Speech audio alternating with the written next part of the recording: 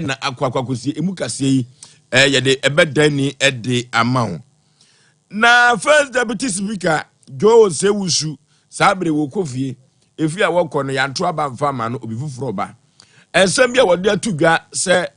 minority kokoso no emrahye bedwafie ezei MPP fo no pani ben na ekodi animu yebedani na yede ababa somo ewo kase mu 21st keneke yesiatica expert for yenko na yemfa yeyade enkodan wo mu yade bibire bia da 21st keneke say obetu ase na wode amawo na sompa chade no omanfo dodo no a na dibi ba ye omanfo gusu edibi ba enam dodo ense kwan isan say Heroes Park ene nkoda beto ensa edidi say dia frasa ye no eno tu fa de maya ebetumi atwa won yaje Liberty Conference o man hende adubu acho ni food for toto no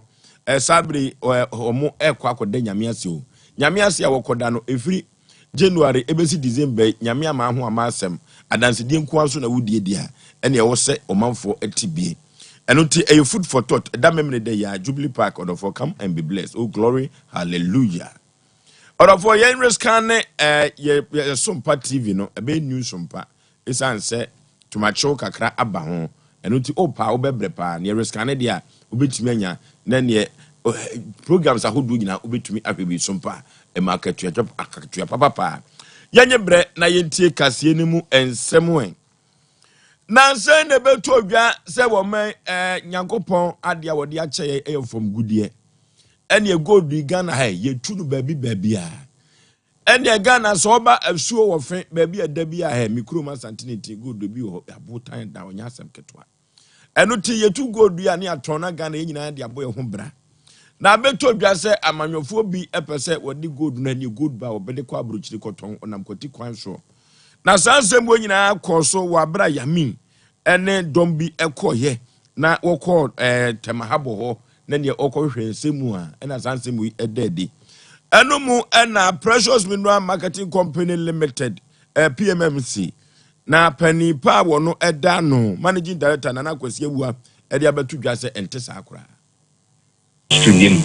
obi bia onim eduma we gold ho eduma ketua bi mpo enim etiase se wo pesa wo smuggle gold a onfa PMM pesa wo smuggle gold a onfa PMMC esan say full transparency because one systems no ho bibia ye inputi. That's number one. Number two, they say enye ye nko na ye say aduma no aduma na ye no enye ankonom aduma esan say GRA for hobby, NACOP for hobby, customs for hobby, aviation security for hobby. So you have several state agencies represented there. How many nations say Jumedi aye you know e wona kwem. Enti eye me wan say obi betumi adwen say o person smuggle gold and obi person smuggle gold omo de be PMMC say yen smuggle sa gold. Anoti Nana Kwesi Awua wono ene eye panipa wonda Mineral Marketing Company Limited ano na asem ena yekutie ye no se obi person odi gold firi omem ha ene baabi amu kohwe no enye ho ekra na odi ebefa ya to akase no so na ye de amamo NDC amanyoku no sabere eyezu eyeza omo ena Ghana for do no majority of Ghanaians ato abade ama wo mo se o man Ghana said ya pro atete apansam said your man for be no say amonchem enunti no NDC amanyoku no ne amanyoku obetumi no aba betre Ghana said ye be ya economic hardships aba Ghana for nyina yesika sem na ato ape no omo betumi aba abedane no anidi amayen na de obedane ani eye onimonyamfo John Dramani Mahama Slim Sejata ono ena Ghana for say pani pai okotena fie no Ghana for afew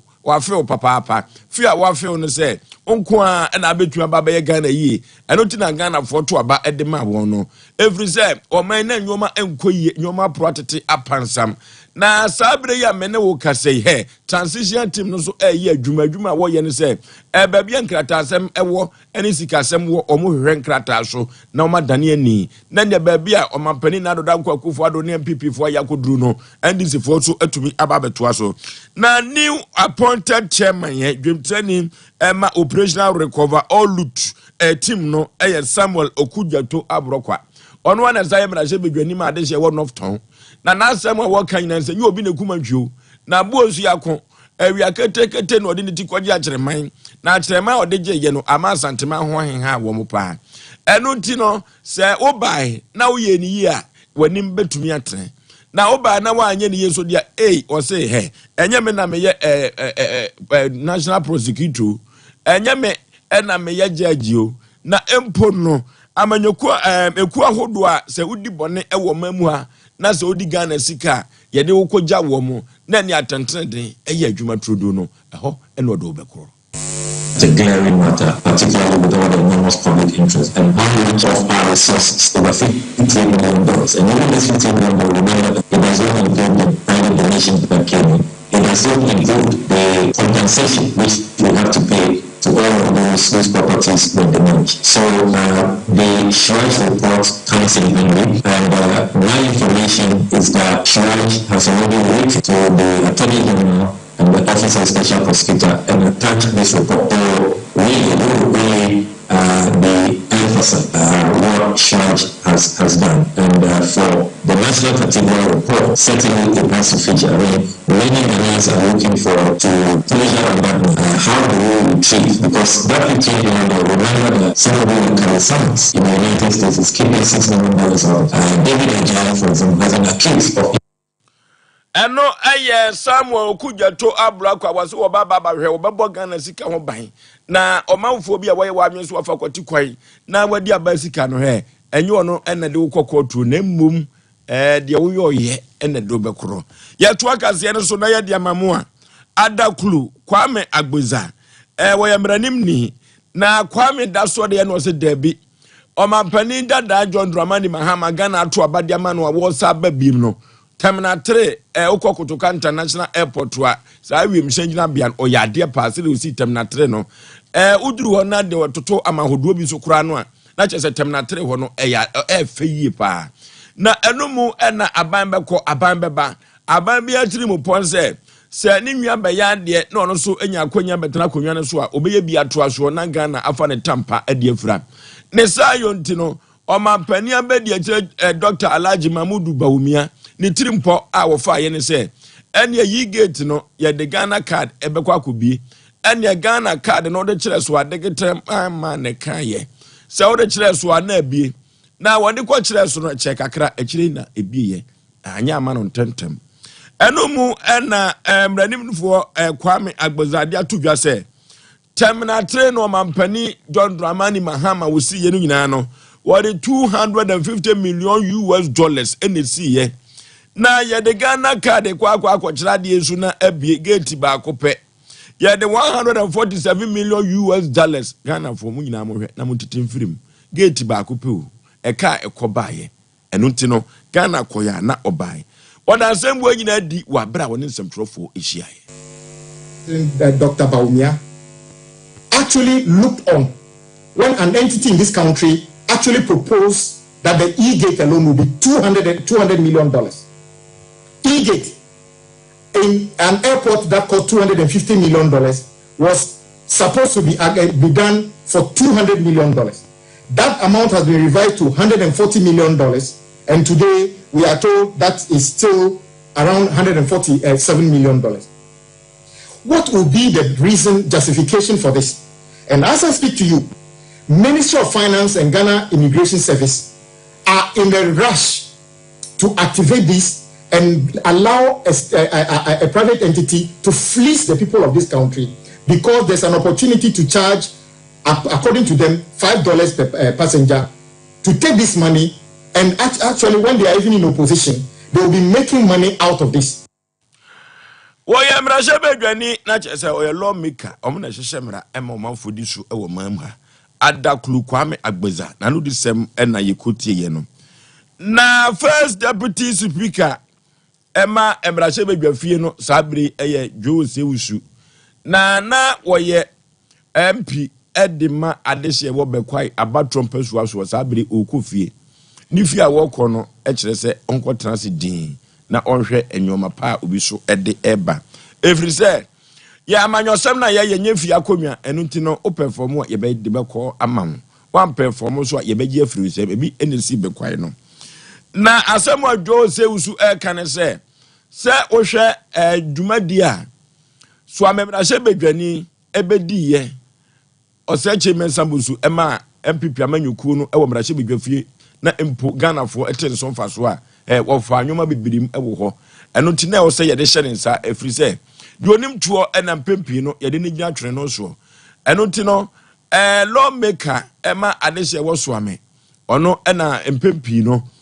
MPP amanyuku no mrahye bedwafie no na edomko dodo no na oda no o che ho yi pa na nasema ho kanyina ne se sabre no MPP amanyuku no okọ minority kokoso